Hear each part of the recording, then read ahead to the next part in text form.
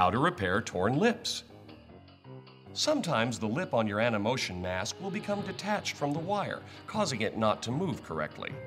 This is an easy fix. Simply get some super glue and carefully put it on the bar behind the lip.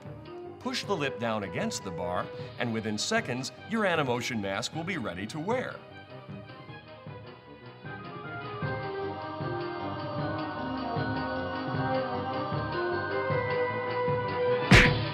How to repair rips and tears.